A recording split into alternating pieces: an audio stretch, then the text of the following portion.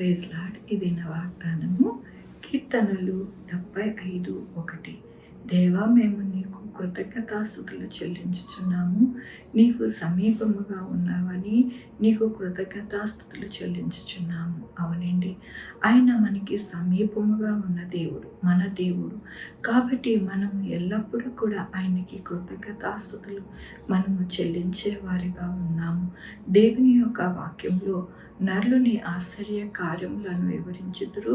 యాకోబు దేవుడు నేను నిత్యము కీర్తించదను, నీతిమంతుల కొమ్ములు హెచ్చింపబడును. అవునండి, ఎలాగ దేవుడు ఆయన ఆశ్చర్య కార్యములు మన జీవితంలో జరిగిస్తూ ఉన్నారు అని మనము ఆయనను స్తుతిస్తూ ఉన్నామంటే నీతిమంతుల కొమ్ము హెచ్చింపబడును. ఎలాగ దేవుని యొక్క కృపచేత దేవుణ్ణి ధరించుకున్న వారు నీతిమంతులుగా తీర్చబడతారు, వారి కొమ్ము హెచ్చింపబడును అంటే దీని అర్థం ఏమిటి అంటే దేవుని యొక్క బిడ్డలు హెచ్చింపబడతారు, ఆయన యొక్క ఆశీర్వాదాలు పొందుకుంటారు.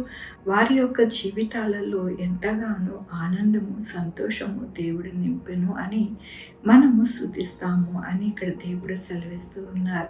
ఆనాడు యాకోబు దేవుడు చేసిన అద్భుత ఆశ్చర్య కార్యాలను బట్టి నిత్యము కీర్తించాడు కదండి. అలాగే మనము కూడా ఎంతో ఆయనని ఆశ్చర్య కార్యములు బట్టి ఆయనకి మనం కృతజ్ఞతాస్తుతులు చెల్లిస్తాము అని దేవుడు సెలవిస్తూ ఉన్నారు. ఆయన మన యొక్క జీవితాలలో ఆయన అద్భుత కార్యాలు చేసిన చేయకపోయినా ఆయన మన దేవుడు అని మనము ఎల్లప్పుడూ కూడా స్తుతి స్తోత్రములు చేయాలి. ఆనాడు యాకోబు యొక్క జీవితంలో ఎన్నో ఆటుపోట్లు అయినప్పటికీ కూడా యాకోబు మరవకుండా దేవుణ్ణి ఎల్లప్పుడూ కూడా దేవుణ్ణి స్తుతించాడు. ఎలాగా అంటే దేవుణ్ణి ఒంటరిగా పోరాడి గెలిచాడు. ఎందుకు అని అంటే నరులు ఎంతగానో అల్పులు, ఎంతగానో మరి వారి జీవితంలో వారు ఆశీర్వాదం తెచ్చుకోలేరు. కాబట్టిని యాకోబు దాన్ని గ్రహించుకొని దేవుని యొక్క ఆశీర్వాదం పొందుకోవాలని దేవునితో పెనుగులాడుతూ దేవుని యందు ఎంతో నమ్మిక, విశ్వాసం ఉండి వదలక ఆయన ఆశీర్వాదం తెచ్చుకున్నారు.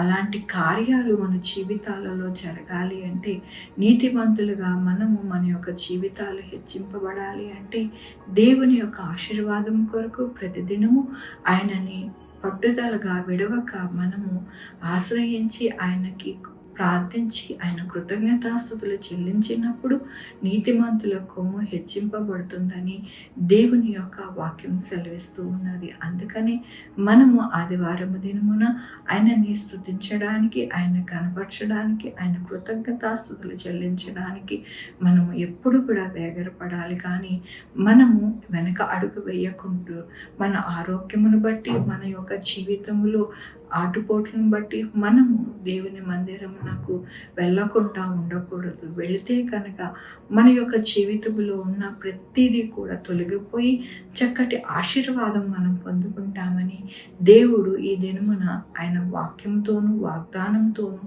మనకి తెలియపరుస్తున్నందుకు దేవునికి వందనాలు చెల్లిస్తూ ఉన్నాను. ఈ దినము నా పుట్టినరోజు, పెళ్లి రోజు, అనేక శుభదినములు చేసుకుంటున్న వారందరికీ కూడా నిండారుగా శుభాకాంక్షలు తెలియజేస్తూ ఉన్నానండి. మీ జీవితంలో దేవుని యొక్క ఆశీర్వాదము, ఆయన బహుమానము, ఆయన దీవెన మీకు కలుగును గాక. ఆరాధించుకున్నామండి. యెహోవా దేవా, నా తండ్రి, నా ప్రభువా, అవునైనా మీరు యాకోబు యొక్క జీవితంలో అద్భుత ఆశ్చర్య కార్యములు చేసి దీవించి ఆశీర్వదించారు.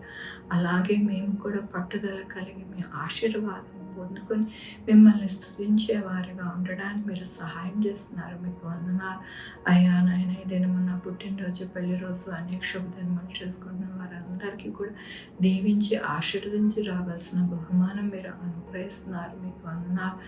మా కొరకు ప్రార్థించమన్న వారిని, వారి బిడ్డల భవిష్యత్తు, వారి ఆరోగ్యములు, వారి చేయి పనులు, వారి ఉద్యోగములు, వారి వ్యాపారములన్నింటినీ కూడా దీవిస్తున్నారు. మీకు వందనాలు అయ్యా. నాయన sugar, BP, thyroid, heart problem, kidney problem, AIDS, cancer, బలహీనత, పరాల్సిస్, గ్యాస్ట్రిక్ ట్రబుల్, పెద్ద విధమైన అనారోగ్యాన్ని తీసివేసి స్వస్థపరుస్తున్నారు. మీకు వందనాలు. స్వస్థపరచు యెహోవా అన్నారు. మీకు వందనాలు అయ్యా. నా తండ్రి, ప్రతి ఒక్కరికి చక్కటి ఆహారమును అనుగ్రహిస్తున్నారు. మీకు వందనాలు నాయన. నా తండ్రి, two wheeler, four wheeler, buses, trains, ఏరోప్లేన్లో ప్రయాణం చేస్తున్న వారికి మీరు తోడై ఉన్నారు. సురక్షితమైన ప్రయాణాన్ని మీరు అనుగ్రహిస్తున్నారు. మీకు వందనాలు. అయ్యా నా తండ్రి, ఎవరైతే ఆర్థిక పరిస్థితితో చదువుకోలేకపోతున్నారు వారికి మీరు సహాయం చేస్తున్నారు. మీకు వందనాలు. మంచి ప్రొఫెషన్స్లోనికి బిడ్డల్ని నాయన తీసుకుని వెళ్ళి చక్కటి ఉన్నత స్థానంలో నిలబెడుతున్నారు. మీకు వందనాలు. ప్రతి ఒక్కరి యొక్క కోరిక నాయన నెరవేరుస్తున్నారు. మీకు వందనాలు. నాయన నా తండ్రి, ప్రతి ఒక్కరికి నాయన రావాల్సిన దీవెన బహుమానం మీరు అనుగ్రహిస్తున్నారు. మీకు వందనాలు. ఎవరైతే నీతిమంతులుగా మిమ్మల్ని ధరించుకున్న వారుగా ఉంటూ ఉన్నారో నాయన వారందరికీ కూడా మీరు తోడై ఉన్నారు. మీకు వందనాలు. ప్రతి ఒక్కరికి నాయన నా తండ్రి వారికి కావాల్సిన ప్రతి అవసరత తీరుస్తున్నారు. మీకు వందనాలు. రాకపోకలందు, ఆహారమందు, అలాగే వారి యొక్క భవిష్యత్తు యందు అన్నిట్లో మీరు తోడై ఉండి సహాయం చేస్తున్నారు.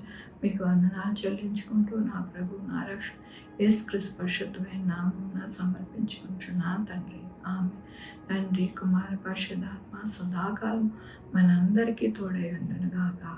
ఆమె. God bless you.